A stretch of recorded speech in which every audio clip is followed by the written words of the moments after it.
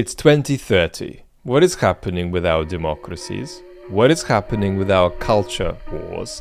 And what is happening with our conversation about the climate crisis? I'm going to make a prediction about a change that's coming in the next 10 years in each of these important buckets. But I've also got a confession to make. This isn't just a freestanding chat I want to have with you, because I've just watched a YouTube video by a big YouTube channel called Canadian Prepper. Yes, it's a prepping channel. And what's interesting about prepping, of course, is that it spans the range from the loony to the less loony. It is becoming more and more popular as people are losing trust in political institutions and wanting to take things into their own hands. But why am I making a connection between my 3 predictions about the world in 2030 and a prepping channel video that I've just watched? Well, that's going to become clear when we get into my 3 predictions. So let's do that right now. My first prediction is that a lot of people on the right of politics who currently deny the reality of the climate crisis and deny climate science will accept it.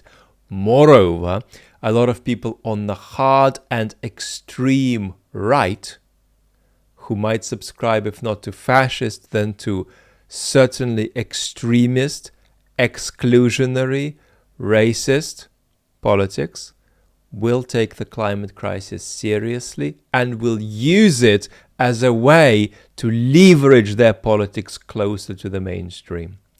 Today, a lot of people in the climate movement, on the left or in the center, are very cautious, wrongly, about letting in people with different ideological perspectives into the climate movement. So often you find the frame offered that, well, if you want to be tough on immigration, you can't join the climate movement, or you can't join the climate movement unless you understand that taking the climate crisis seriously means taking climate justice seriously. And climate justice seriously, if it's taken seriously, means that you've got to take racial justice seriously. If you don't make these 3 things interlinked, you can't come in.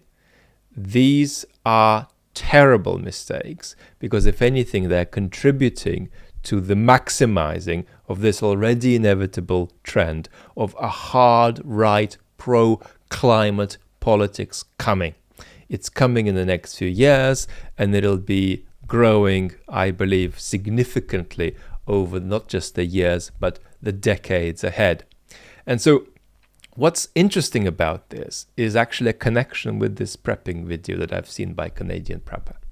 So Canadian Prepper is clearly convinced of the reality of the climate crisis and seems to believe climate science. Nevertheless, while he is regularly talking on his channel, I've only seen a couple of videos, about the significant threats the climate crisis is bringing today and the yet more significant threats the climate crisis will bring into the future, Canadian Prepper is cautious to explicitly link these to the reality of the climate crisis and to what we scientifically know about it. And that's because his prepper audience is in part constituted by climate deniers. And so in conjunction with my prediction of the hard right pro-climate politics coming, my tip for preppers is this. It's actually more possible than you think to begin speaking to your audience as though the climate science is something you can take for granted, because they will more and more and more come on board. So it's completely an illusion to think that the hard right will remain climate deniers. They won't. And if you've come to this channel from the Canadian Prepper video and you're a climate skeptic or a climate denier, I can tell you, your politics might not change in the years to come, but your perspective on the reality of the climate crisis likely will. It is something else I want to say about very big prepping channels. And that's that they are so popular that it's worth folks who are involved in climate advocacy and in climate activism actually connecting up with those folks, particularly the more sane and rational among them, and seeing if you can cooperate and explore ideas together. I think that could be a fruitful mutual dialogue. Meanwhile, Having made one pessimistic prediction, let's move on to pessimistic prediction number 2. What's going to happen with our democracies? Well, the image I want to use is that our democracies are coming out of the bay, where things are still and peaceful, and going into open ocean. But our democracies are seaworthy vessels. They won't sink, but it'll be bumpier, and it'll certainly be the case that the boats will incur a considerable amount of damage short of sinking. So when people look out onto things happening in their societies that worry them, and that might be Boris Johnson in the UK or Trump in the United States. By the way, if Trump's health holds, his chances of being president are probably 50-50 in 2024.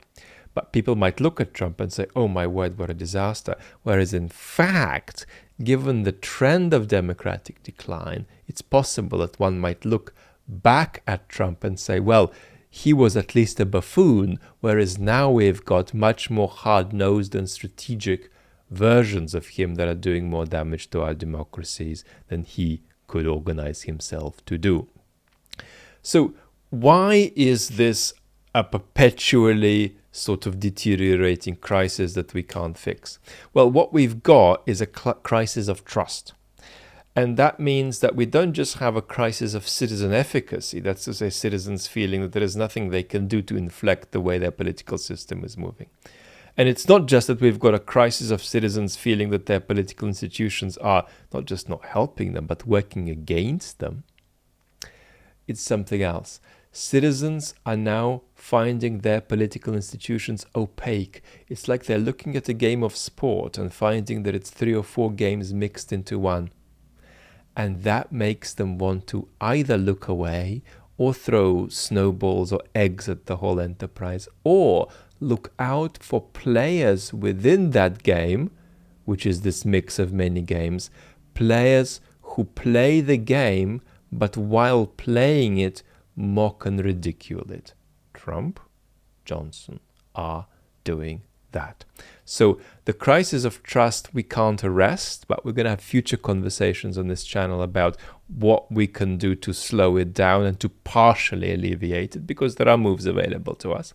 But on the whole, it's not something we can just simply arrest and, that way just revert back to, democratic life as it was in the 1990s. That's no longer possible to us. The conditions will get tougher. So let's get to my third prediction, which is a prediction that I actually find positive. But I want to be very clear about why. I think that political correctness, cancel culture, will decline. I think that there are many threats that are coming to us from the right. And I think that the biggest threats coming at us are coming from the right, not from the center or from the left. But one of the biggest threats coming from the center and from the left is cancel culture. We've already mentioned one example of it, the idea that you can't enter the climate movement unless you support a racial agenda, unless you support Black Lives Matter. Now, we have got a situation where not just universities and academic institutions are trying to legislate what one is allowed to say, what one is not allowed to say, what one is supposed to think. We've also got this seeping into the bureaucracies that run universities. Then we've got this seeping into political parties. I mean, I'm in the UK, just give you a small example, but we can give bigger ones. Recently, a co-leader of the Green Party in the UK resigned over trans issues. In other words, the leader of the Green Party in the UK resigned over finding it beyond the pale to share a party position with somebody else in the party who felt that trans rights and women's rights sometimes could conflict. Her feeling is that no, they can't. Trans rights can always just trump all other rights that get in the way, because in fact no other rights get in the way. We can just simply give trans people all the rights they want without having to negotiate these rights vis-a-vis, for example, the rights of biological women. So forget about where you stand on this issue. This is an issue that affects a very small percentage of the population. And yet we have got an environmental party prioritizing that issue over the reality of addressing themselves to the climate crisis, and prioritizing also a position on this issue that isn't going to be shared by more than 5% of the population.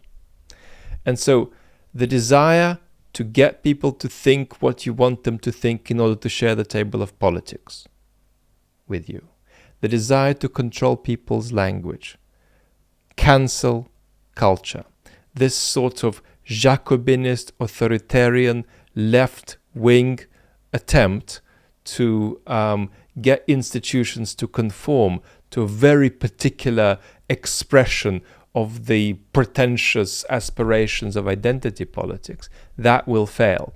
And when I say left-wing, I don't mean it, because I don't actually see this enterprise as left-wing at all. It's just how it's labeled. Because there are a lot of legitimate left-wingers out there who talk about class and power, and who have no interest in Robin DiAngelo's book, White Fragility. But nevertheless, all of this stuff will actually decline. So if you are somebody who fears that this is taking over the world, be fearful in the short and medium term, but don't be fearful in the long term. This is going to be one of the fads that passes.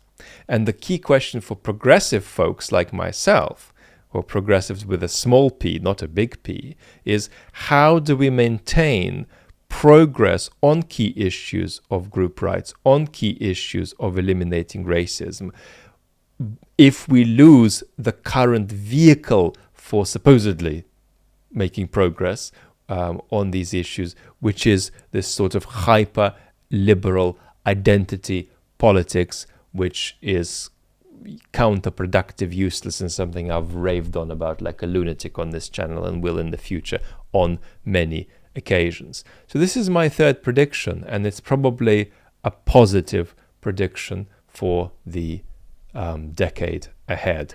What do you think is going to be our situation in 2030?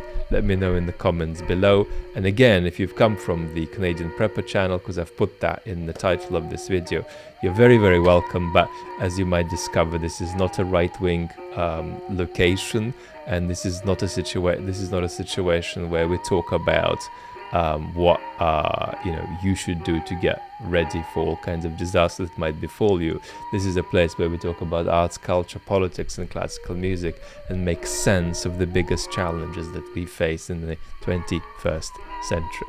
But again, leave a comment with your predictions for the decade ahead, and keep safe.